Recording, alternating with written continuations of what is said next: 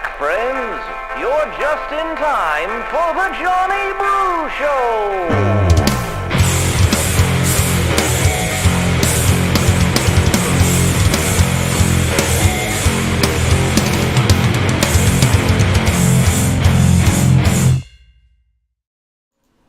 What's going on, everybody? My name is John Brookhagen, host of the Johnny Brew Show, and it is one crazy night. I mean, from the blood moon last night to the storms here in Nevada, and everything is a little bit crazy, and everybody doesn't really seem to know what to make of what we're getting so far. All right? First of all, I want to let you know, I just spoke with Jim Marchant. He also sat down for an interview that we're going to be showing in just a little while, and he says not to worry. All right, I talked to him right now. It's 11:40 p.m. I talked to him an hour ago, and that was after the first vote dump took place. And almost every single race was like 55-56 for Democrats, 44-45 for Republicans. I mean, basically across the board, from the governor to the Senate to the races for Congress, and even a whole bunch of the assembly races and such. And Jim Marchant says not to worry because they are going to release the early votes first because they had them ready to count. As soon as 7 o'clock came, they started counting the early votes right away. He said that first dump probably had none, if not very little, of the election day votes. I was looking at the vote totals about how many people showed up on election day. Republicans were killing it. I went to 2 polls today. I voted today as well. You could tell who are Republicans and who are Democrats. I was not in the sticks or the rurals. I was here in North Las Vegas. And you could see it was more Republicans, and you could tell they're Republicans because they're smiling. Everybody was wearing red. And you could see the people who were Democrats. There were very few of them, and they were really quiet. Like, it's just a vibe I was getting. Maybe I'm way off, but usually I can judge people. And that's the vibe I was getting. So he said not to worry. And then he says not to worry. We got a couple more vote dumps. And to be honest, it looks like he's proven to be correct. I mean, we are seeing some great moves in our direction. All right. A lot of those 55-45 contests, such as the race for governor here in Nevada, right? That was exactly a 55-44. And we ended up doing much better. Hold on. I'll tell you where it is right now. I'm sorry. Right now, oh my gosh, Sisolak is now under 50%. So right now, as of 11:41, we have Sisolak with 49% and Lombardo with 47.5%. All right? The vote totals are important because they're not telling you how much of the reporting is in. They're saying 54% in. I'm expecting 1 million votes. That's what I'm personally expecting. So, which means 500,000 votes will be an automatic win in my book. Sisolak is at 325,000 votes, and Lombardo is at 315,000 votes. So we still got quite a ways to go, but already Lombardo has closed this to a 1.5-point margin. All right? When we go to the House races here in Nevada, right here, hold on, House. We are looking at April Becker still is at that same 54-46 deficit. April Becker is now still down 8 points with 65% of the vote in. All right. Mark Robertson is at that same threshold. Dina Titus is at 52% and Mark Robinson is at 46%. That's also with 65% apparently in. And they're not even listing the Sam Peters race on the Fox website, which makes me worry that that could be bad news. All right. When we go over to the Senate race with Adam Laxalt, we can see that We could, oh, I'm sorry. I keep pressing the wrong button. I really don't like this website, but it has the most up-to-date information. We have Catherine Cortez Masto is now down to only 50%, 50.3%, while Adam Laxalt is at 47%. Again, with that statewide race, I'm looking for that 500,000 vote total. Cortez Masto has 334,000. Adam Laxalt has 310,000. All right. Now let's go more to some of the local and state races. You should be able to see all of the Clark County races up on your screen as I'm telling you about the other races that are going on. So that way, if you're looking for a specific race, you should be able to find it there. All right, here we have the Silver State. Let's see if the Secretary of State for Nevada has got anything more than she had. No, you see, I don't understand why Fox News is releasing numbers before the Secretary of State of Nevada is. I don't understand. And Jim Marchant will address changes that you will feel the next election day if he is lucky enough to be elected. He definitely earned it. He's definitely good enough. So in Clark County, we're reporting up. We got another vote dump here. We're up to 53%. All right. And what are we looking at some of these assembly races? I just want to see if the assembly races moved or if they're all still at that 55 to 46% thing. All right, right here you see, what is this? Oh, okay, Mark Robinson down 46 to 52. Susie Lee over April Becker at 52 to 47. Very good. All right, I have Garland Brinkley at that 44 to 54 deficit. Let's go check on our friend John Petrick. Kelly Quinn still is at that 55 to 44 deficit. It seems like all the races I'm trying to look at are at that. Tony Palmer appears to be getting his butt kicked in Assembly District 7. Sandy Hernandez, same thing, 60 to 40 deficit in Senate District 10. But again, I don't know how many votes if this is just the early voting.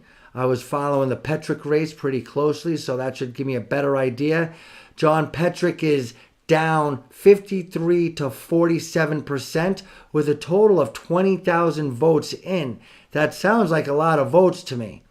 So, I mean, they should have a good chunk, and he's down 6 points or closer to 5.5 points right there. Rhonda Knightley is down by 9 points. Stacy Butler is down by, in my district, is down by 11 points. Tiffany Jones is down by 600 votes. And the one thing I can tell you is the libertarian experiment is no more. Mindy Robinson absolutely getting annihilated. She got not even 3% of the vote. She got about 500 votes. And if you added those 500 votes to Tiffany Jones, then she would literally be 100 votes behind Michelle Gorlow. But instead, she's 600 votes behind Michelle. I guess the Republicans would blame Mindy Robinson if that was to be within that margin of error. Jacob DeVille has closed the gap. It's 50%, or it's actually 49.7 to 48.9. That race is only a difference of 240 votes, and the Libertarian candidate got 401 votes. These are important things to keep track of. All right, Eddie Facey is at that same 59-41% deficit.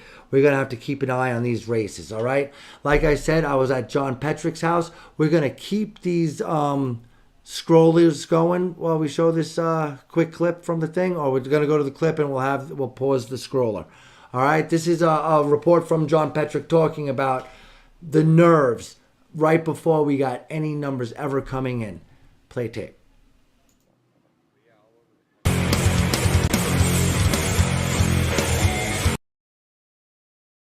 It's pretty much the culmination of everything we've been working on for the past 22, 24 months.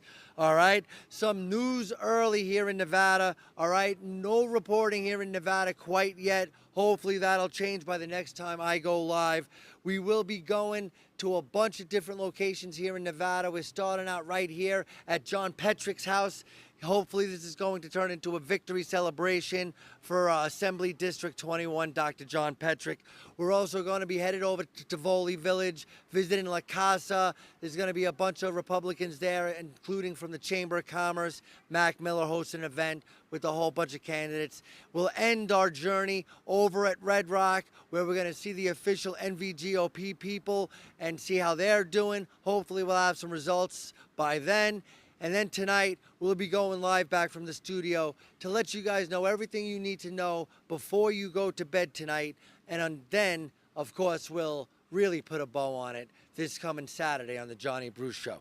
Really quick, what we know so far: Florida wins big. Rubio blows them out. DeSantis wins governor by a lot. Trump voted for DeSantis. We saw him at the polls. That's good news. The only people winning bigger than the people in Florida is Rand Paul. He's back. He won big. Absolutely slaughtered the competition. Hochul, Newsom, and Governor Whitney are all declared winners. They will retain their governorships. All these pipe dreams. California dreaming, a New York turning red. Back to George Pataki being a Republican governor with Lee Zeldin, a great patriot. Unfortunately, didn't come close according to the early numbers. I think they're about 90% reported, and it's like 54 to 46. So Hochul was declared the winner. We will have the Long Island Loud majority on this Saturday to discuss what they think about what happens in New York. Obviously, not all the results are in. Finally, Fetterman had a big early lead. The judge denies Democrats' emergency request to keep polls open longer in Nevada. There was some problems. Apparently, the people weren't able to. There were long lines. We were guaranteed that if you got there by 7 o'clock, then you were guaranteed to vote. Apparently, Democrats wanted people to come in late or something. I'm not really sure, the headline I was reading. Fetterman had an early lead when they were counting in Pennsylvania. That lead has dwindled to about 1 or 2 points, with still about 20% of the vote, I believe, to be counted. But with that 80% in, we do know that the Democrat Shapiro will win the governorship. So Pennsylvania is not turning red, but their Senate seat is still up for grabs. We're hoping to retain that seat to get to that majority in the Senate. All right? I think we could safely say Ohio is no longer a swing state. All right? The governor, the Senate, all going red as usual. J.D. Vance with a comfortable victory right there. Tim Scott, Kristi Noem, Ron Johnson in Wisconsin, all retaining their seats. Everything looking really good on the Republicans on that front. No bad surprises. Obviously, things like Smiley losing in Washington State was another pipe dream. Not going to happen for the Republicans. We're not going to switch that Senate seat. But Lee does win in Utah, so we know that Utah is staying red. And, Mike Lee is going to be A-OK against McMuffin, all right? Now you guys know, friend of the Johnny Bruce Show, we are right here. We are at the Petrick Estate with the beautiful flags lining. It almost looks like a Capitol building of its own, all right? Here's John Petrick right now to let us know how he's feeling right before we get our first results in here in Nevada. What's going on, John? Hey, thank you. Good night. Beautiful. Finally, the rain stopped for us and gave us a little bit of a break. Well, I like the rain and the red moon and the storms because I feel like we're washing away some of the crap that we've been dealing with. We had all candidates, I'm sure, have done this. We kind of toured a little bit of the polls, make sure everything was okay. Just kind of toured. When I went to vote, everything seemed to be going smoothly. It was really, really nice. The weather kind of broke in and out, but there was a lot of people in that were really coming in to vote. The lines were long all day long, so that was good to see. You know what? Look, if the Republicans turned out it's going to be a red wave in Nevada. Let's just face it. You know, Adam worked so hard. You had Joe working so hard, Michelle Fiore, so many other great candidates that were working really, really hard out there. All those assembly candidates that I got to know, they're all doing great. So wonderful. I think we're all going to be. Well, we all know all this. My question is, I mean, it's literally moments before you get the first results. I mean, you could find out you got blown out. You could find out you got 100% of the vote. I mean, who knows what's going to happen? You've been working so hard. You got this calm about you. I mean, are you like realizing the gravity of the moment? It's like a duck, calm on the top of the water, paddling like heck underneath the water. So, no, actually, you know what? The work is done. We were very organized. We were we walked our butts off. We texted. We campaigned really well. Our signs were up everywhere. We met as many of the voters as we could. I feel very confident in our effort. In spite of it right now, it's not the hardest thing is to run as a Republican. Could you imagine really running right now in the Democratic side? What do you really have to offer? So I think we offered a way better candidacy. A way better way for Nevada. I mean, looking at where we are now, almost kind of what Trump said, what do you got to lose? Look where we are in education. Look where we are with our economy. You know, we're the hardest hit in so many areas. Look at our gas right now. And when you're knocking at the doors, John, people are scared, they're frightened, and they want a better way. And I think we're going to give it to them as a Republicans in Nevada. All right, so while we're waiting for the Nevada results to come in, I hear you talking about Congress and some of the things that you're insinuating maybe if Republicans, obviously we're going to take a majority. How much of a majority is the question? What were some of the things that you were just talking about, and what are you looking forward to with the Republican Congress now? Well, this all comes down to a giant math equation when you look at this. You know, how many people are voting for who, and then when it comes down to it, in these local assembly races like my own, typically we're not polled very hard, and the numbers are typically we have to get from other sources. So we have to look at up ballot races, and we kind of, you know, kind of take a look at where their numbers are falling. You look around the country, and you start to kind of look at what's happening with the independent vote. And when you kind of put these together, again, if your math equation, you of all people, right? If your math equation is better than their math equation, we win. And by all extensive purposes, we've kind of hit right where we needed to be. We've been throughout the entire process, kind of paying attention to it, knowing where we needed to hit. My campaign manager had been on it. We know there are certain areas that you want to hit the voters with very specific things that matter the most to them, because you want to really hear what people is important to with the people. Not everybody has the same issue, and you really want to do the best that you can to hear people and meet them where they are. And I think we hit them. I think we hit them in a good way. Good. You did not see any negative ad campaigns from the Petra campaign. We did not do that. That's not who we are. The country needs way less of that. We need more of getting it back together and uniting and realizing that on the sidelines of soccer games is who we are as Americans, not what they're painting us on national TV. So indeed. And then getting away from, since we don't have any numbers as far as results coming in, we do have numbers as far as turnout. And Republicans, especially, and independents are just blowing it out of the water here in Nevada. So if that's any indication, we could be looking at that red wave we've been talking about. Hey, the numbers are the numbers. Right now, again, everybody's feeling this. And I'm not here just for Republicans, John. I'm here for Democrats, Independents, Republicans. We got to come together. We got to get rid of this hate on both sides. That's not who we are as Americans. We all know that. Don't let them tell us that we're something we're not. I always say, be polite, be kind, be loud, but ultimately never believe a lie that you know is not true. And we see it on the sidelines. We see it in our school lines. We got to stop that hate. We talk about it in education. The students go to school mad. The teachers are mad. The ministry. We got to stop it all. So I hope my candidacy does that. And I hope that this red wave truly is what we want it to be for the people, and that is for the people and by the people. So I'm excited, John. Awesome. And on Saturday, we're going to call you. You're going to join the call for at least 5 minutes and let us know how the victory party ended up, all right? Absolutely. You know, John, real quick, we're leaving. I will be in Carson City on Thursday. As soon as after this race is done, we're not getting over our skis, but we know there's a lot of work to do. There's a lot of celebration. We're getting to work. We're going to celebrate. We're going to do a little bit. I have a birthday coming up. It's going to be a celebration, but we got a lot of work to do. The people around me realize that there's no time to celebrate, John. Honestly, the work has just begun. We got a session to start. We got a session to start. We could celebrate in June after we pass some. Listen, the people of Nevada need to get connected. They need to be connected. They need to stay connected. We need to form and be able to communicate on one platform, uncensored, without, as I said, just in a place that we can all go to for free, that's allowing us to be able to hear that common message of the Nevada GOP and get away from all the silliness that goes with all of the stuff that's happening right now, with all of the politics that's going on with the Republican Party and all the stuff that's going on with the Democratic Party. We can come together as one people. So That's an Easter egg tease right there. That's branding right there. You guys don't even know. John Petrick's on another level right here. Dr. John Petrick, we can't wait to get official word that you're the winner, all right? All right. Thank you, John, so much. Good luck to all of those wonderful Republican candidates out there. All you guys have done work so hard. It's a pleasure to meet you. I'm humbled to be in your presence, and thank you so much. Appreciate it. There you go. And that's just one piece of the puzzle, guys. We're going to be going over to Tivoli Village. I know we got Tim Treffinger. We got Mac Miller. You come sit next to me. Or Mac Miller, Tim Treffinger. And then we're going to be headed over to Red Rock. We're going to be trying to scope out Jim Marchand and the statewide NVV GOP ticket. So we will be seeing you tonight real quick. I'm going to be getting home as quick as possible because the lovely producer is waiting in the studio so we can bring you all the results from Nevada as we get them, all right? Thank you so much to John Petrick for inviting us over. Thank you to the Patriot Impact. My name is John Brookhagen, and you're watching The Johnny Bruce Show. All right, everybody, and that was a great time. I mean, what a beautiful residence, and he's got all the flags up. It was absolutely beautiful.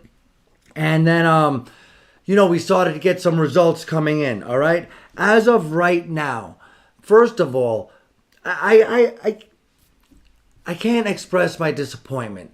We should not be disappointed here in Nevada yet, all right? And we'll have Jim Marchand on in just a second to explain why we don't have to be tripping out about that.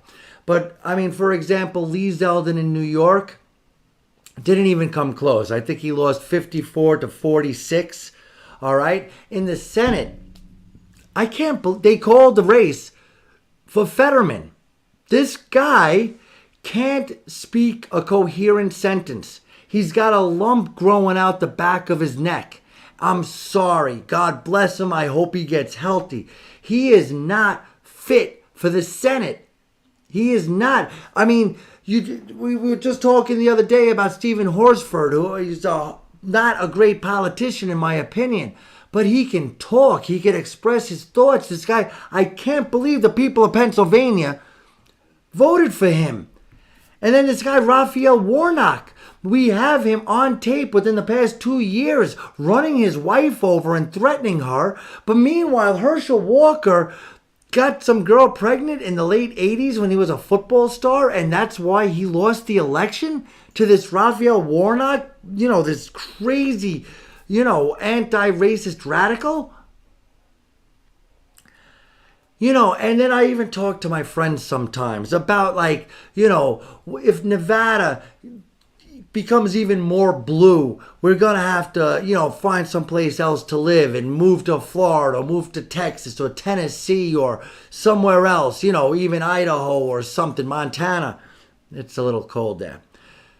But if people in Pennsylvania are voting in John Fetterman and people in Georgia are super red, I mean, Governor Kemp crushed Stacey Abrams. But yet Herschel Walker is losing to Raphael Warnock. It just doesn't make sense to me. It doesn't make sense to me.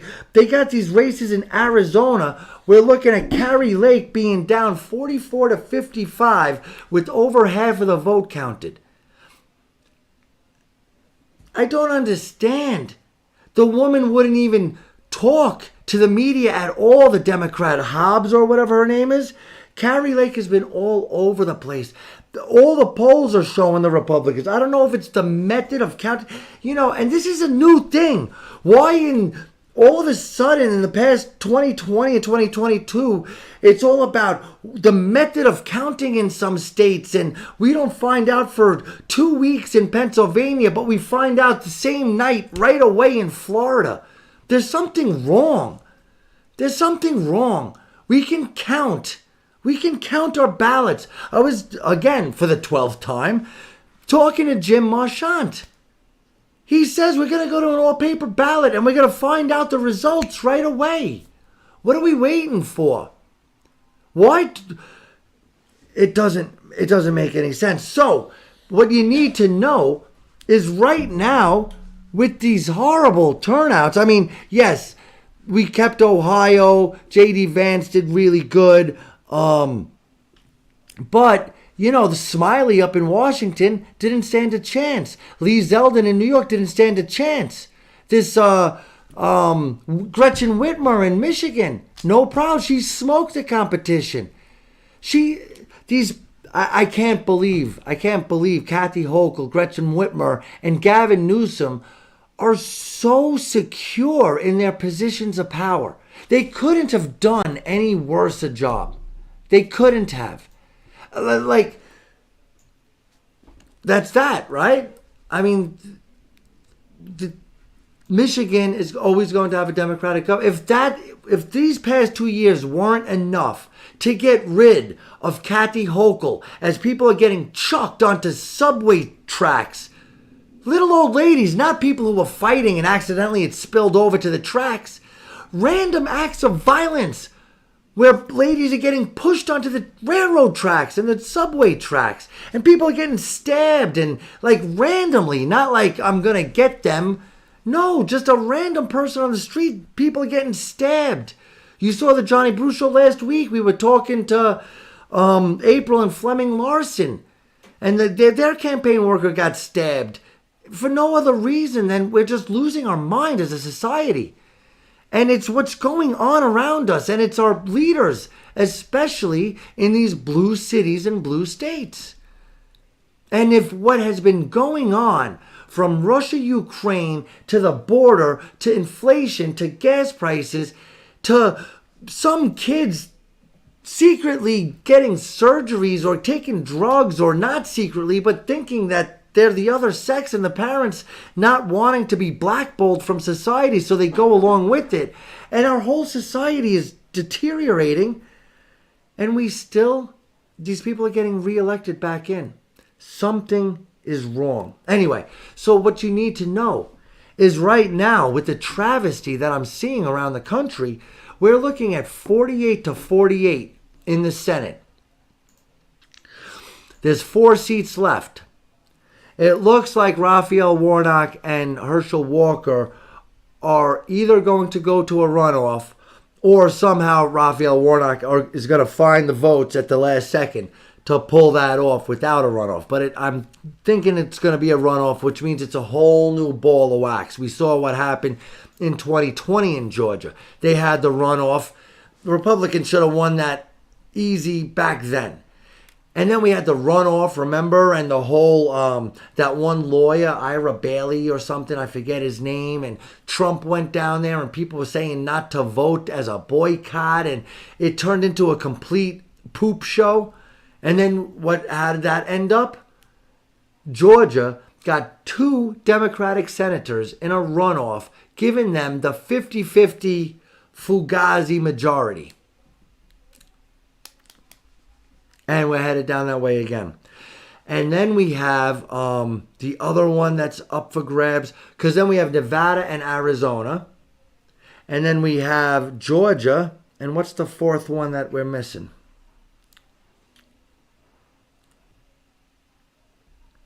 I'm sorry.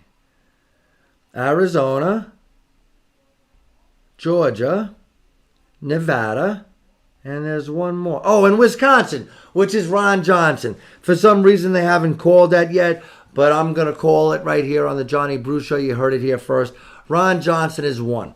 So Republicans have 49 seats and Democrats have 48 seats. We're leaning towards Warnock. Pretend Warnock wins. That puts us at 49-49. Now, what do you think about this Nevada Senate race? It's pretty damn important. It seemed like Adam Laxalt was speaking hyperbolically when he kept saying we're talking about the 51st Senate seat. But he's turning out to be absolutely correct. And at this moment, I'm looking at the Fetterman. I can't believe Fetterman won. I can't believe that.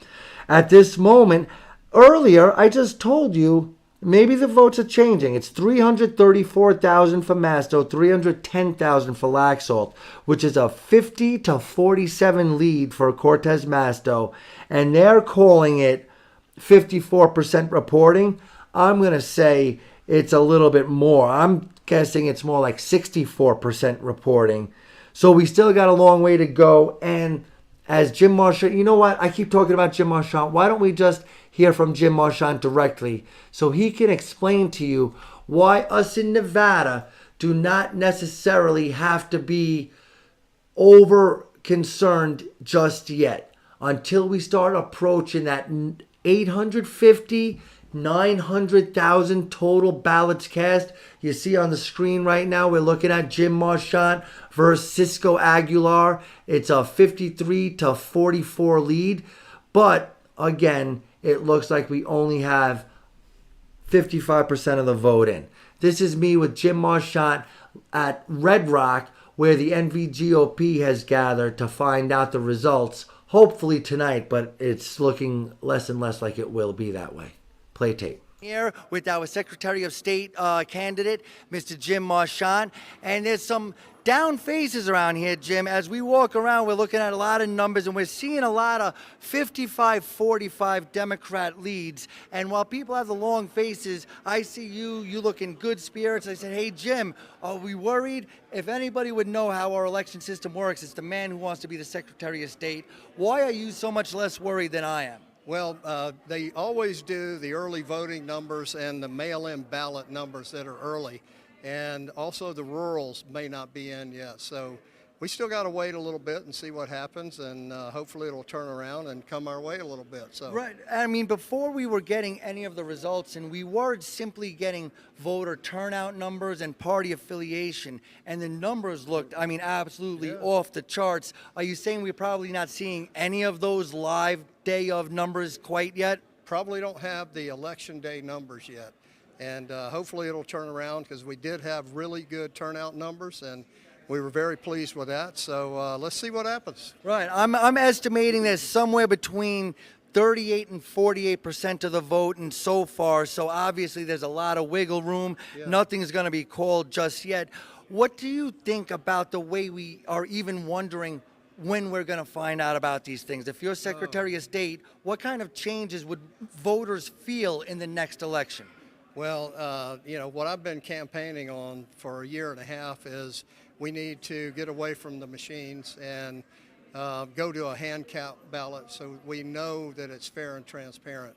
I'm a computer programmer. I know exactly what goes on in those machines, and you know, it's tough for me to trust it. So we need to go to a system that's fair and transparent. We need to clean up our voter rolls. And that's what I'm going to do, you know, when I'm Secretary of State. So, yeah, that's what we got to do. All right. Well, we wish you the best of luck. I know you guys got a lot of stuff going on. We see Andy Matthews. We see a whole bunch of people over here. Yeah. I hope you enjoy the night. I hope we feel the red wave. What are you hearing about what's happening around the country? I know you represent and you work with a lot of other Secretary of State candidates. How are they faring, and is it looking like the red wave we were hoping for? Some of them are doing pretty good. Some of them are doing that. We're in tough spots. They aren't winning, but we kind of expected that. But we got a few of us that are hopefully winning, and we'll see what happens. It's going to be a long night, and you know they will be counting ballots for 4 days, I believe. Right. That will be allowed to come through the mail. So. We won't know for a while, probably. Right. In some of these states, the problem is not necessarily that there's fraud going on, but the system they have set up is set up to take a week, exactly. And they have a bad setup, and that's the biggest problem. And that's something I'm going to change when I get in there. And then what it's looking like overall is the questionable races like Georgia or Ohio are coming our way. Pennsylvania. Yep. But it does seem also like the pipe dreams are not. We're not getting New York. We're not getting Smiley in Washington. Nope. Is that what you were referring to when you said some of your friends were doing well, but some of them in tough spots weren't getting? Right, exactly, because there are some districts and states that are, you know, very hard for Republicans to compete in. So, yeah, that's what I was referring to. So, yeah, we just got to see if we can pick up a few here and there, and hopefully, you know, it'll be good for us. And here in Nevada, we're going to be able to fight for Nevada and turn it red. Yep, we're going to fight for Nevada. I think in 2018 there was like 900,000 votes. So should be more than that this cycle, I'm hoping. And if it is, that'll bode well for us, the Republicans. So Very good. Well, thanks so much. And we really wish you the best of Thank luck. you, All right, Jim? Johnny. Thank Good to you. see you. And guys, this wasn't planned. All right. that's This is my man right here. All right. Thanks, I like Jim. the Thank you. Of the numbers that we are looking at right now, with about 40% of the voting, we're looking at Cortez Masto leading Laxalt 56-42. All right, we're looking at Mark Robertson, same type of deal, about 55-44. Susie Lee leading April Becker 54-45. Sam Peters 57-42, losing, and Steve Sisolak 53-43. All right, like Mr. Marchand said, it seems that the mail-in ballots are the ones that are going to be counted first, so anything can happen with the remaining, say 60% of the ballots. Most of the day of ballots have yet to be counted. When I was looking at some of the numbers in Clark County, I was pleasantly surprised because it looked like just in Clark County alone, Sisolak was only leading Lombardo about 52-44. And if that's the ceiling for Sisolak here in Clark County, between the rurals and Washoe County, Lombardo should be able to close that gap. We will see. Like I said earlier, we're going to be talking from the studio at 11 o'clock on the Johnny Bruce Show. Really quick, I'd like to bring in Stephanie Phillips. She's on Veterans in Politics as well as Pick Your Politics. She's been interviewing all the people, and I saw her right before I talked to Jim, and she was one of the people I was referring to that had the down face. She looked a little bit sad.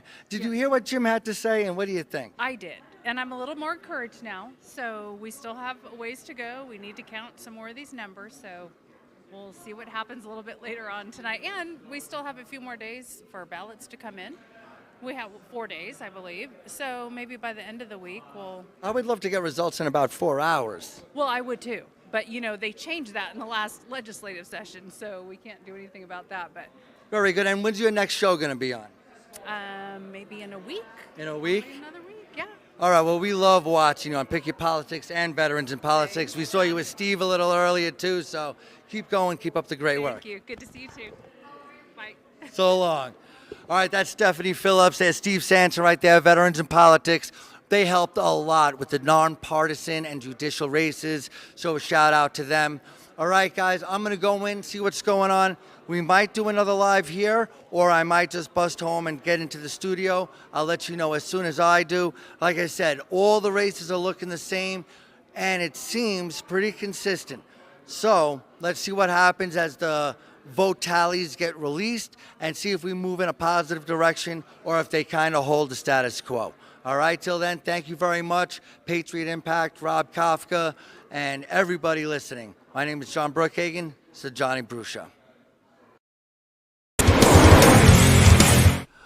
All right, so there you go, right from the horse's mouth. You don't have to hear it from me. You could hear it from what will hopefully be your next Secretary of State. All right, guys, I don't see things being updated here. It's really frustrating. I mean, you know, we're going on. We're way past midnight. We should be getting at least some updates every few minutes or every half hour or so.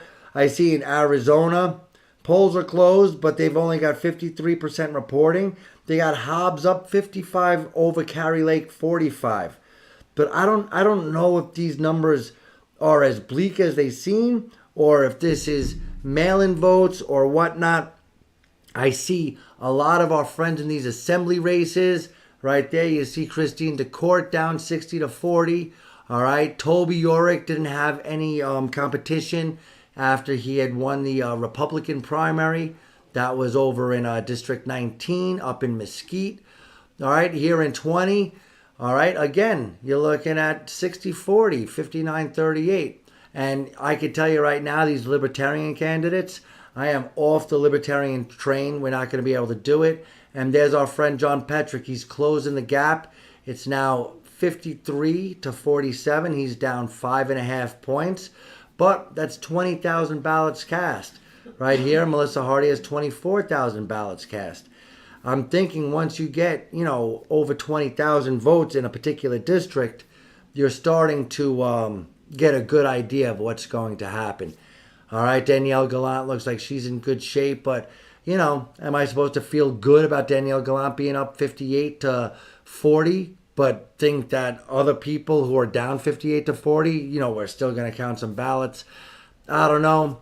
I wish things looked better, but I'm going to trust Jim Marchant, and I think we're going to have to go to bed wondering what's going to happen. All right, the latest updates I could give you right now is in the Senate, we are still at 48-48, but I'm calling that Ron Johnson. We're going to call that 49 to 48.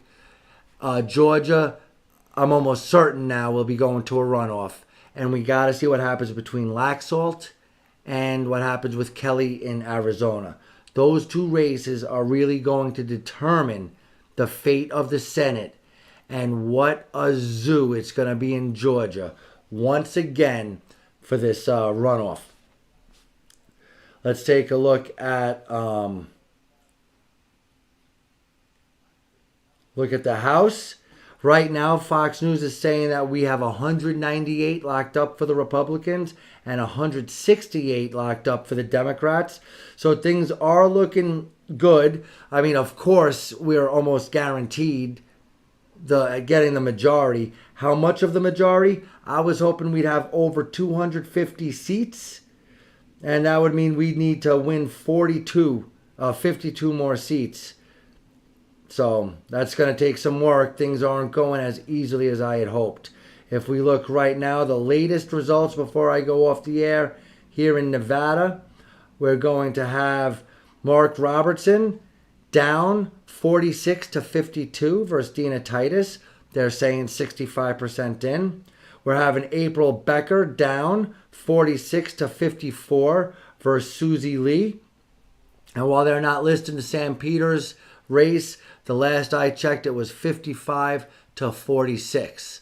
All right, there's Billy Mitchell. We were really rooting for him. He's down 54 to 44.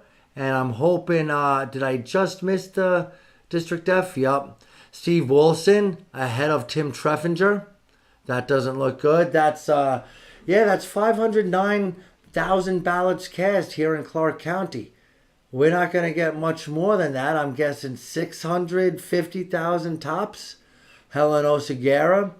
It's not looking like the blue wave is hitting us, but for the final time, I'm going to tell you, Jim Marchant says, give it a little bit of time. All right. Our best chance was to defeat Sisolak because he was the one who took the blame or the brunt of the blame for all the lockdowns, and, correctly so. And we're getting 54% of the vote in. Over 650,000 votes have come in. Sisolak has 325,000 still. Lombardo still has 315,000. That's what I told you about 20 minutes ago, so we're not getting any updates regarding that. I'm seeing the race with Zeldin, even though they already called it, is closing. It was 54-46. Now it's 52.7 to 47.3. Meaning that gap is closing, but for some reason they already called it, so I'm guessing that's a done deal. All right, Pennsylvania voted in a Democrat governor along with the Democrat senator and Fetterman, so that's no good. Florida, Texas, they're doing just fine, but that's about it. Our ballot questions, we're voting yes on every single one. That equality amendment that gives equal opportunity and equal rights to everybody for every reason except religion. Religion is starkly absent, but every other class of people, especially your gender identity, will be protected. And every single time we've seen equality in any kind of legal document, it always included religion. And this is the first time I've ever seen some sort of equality government document not cover it. And there's a reason for that. And I'm disgusted by it.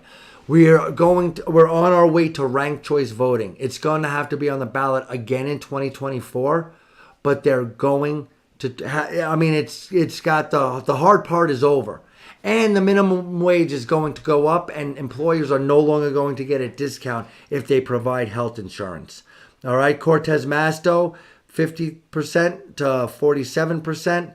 They're having now it's 341,000 to 319,000. So somebody must have reported a little bit of something.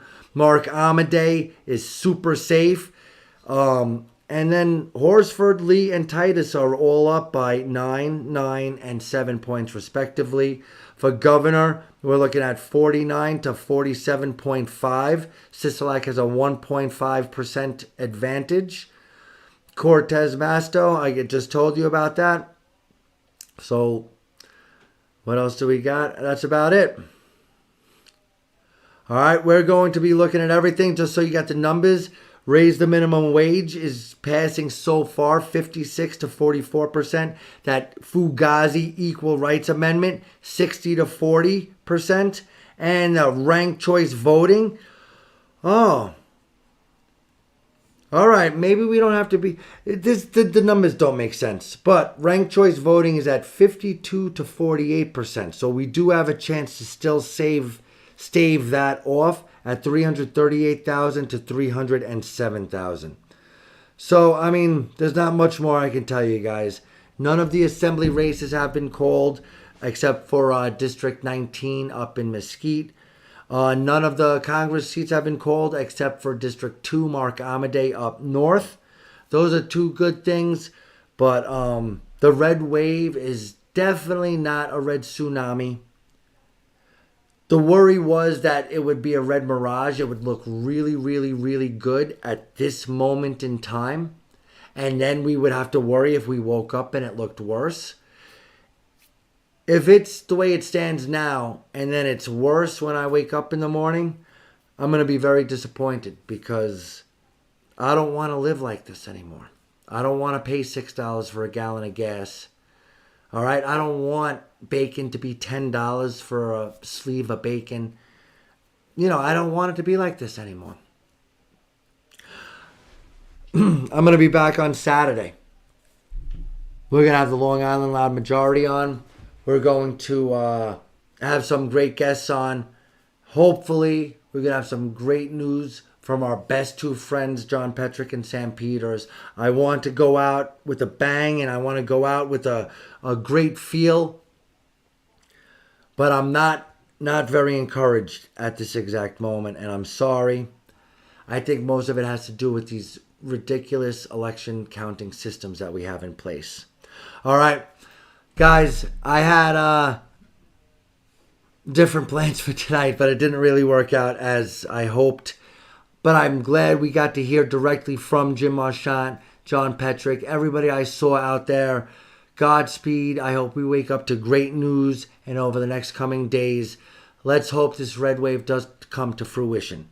All right? Please like, subscribe, do all that. Leave us comments, stars. Share with a friend. Guys, I was talking to many people tonight. And they say part of the problem is our messaging. I am the voice for us conservatives.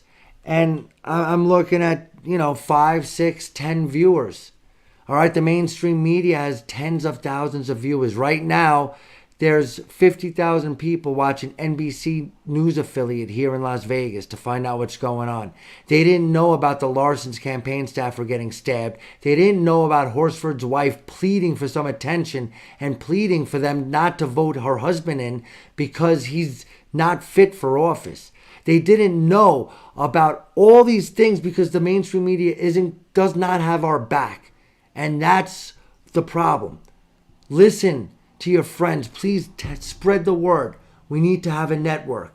We need to have Veterans in Politics, the PAA podcast, Rudy Pimentoan, Chuck Muth. We need to have a location where we could share the news and get the news out because it's not working this way. Every single person I wanted for school board, which has been my singular focus, is losing. Irene Cepeda is getting her butt kicked by Irene Bustamante Adams. No, Irene Cepeda is losing to Brendan Zamora. Greg Weeman is losing to Linda Cavazos. And Danielle Ford is losing to Irene Bustamante Adams. It's all going to poop, and I hope I wake up to different news. Until then, my name is John Brookhagen. I hope to see you in a fresh new day tomorrow.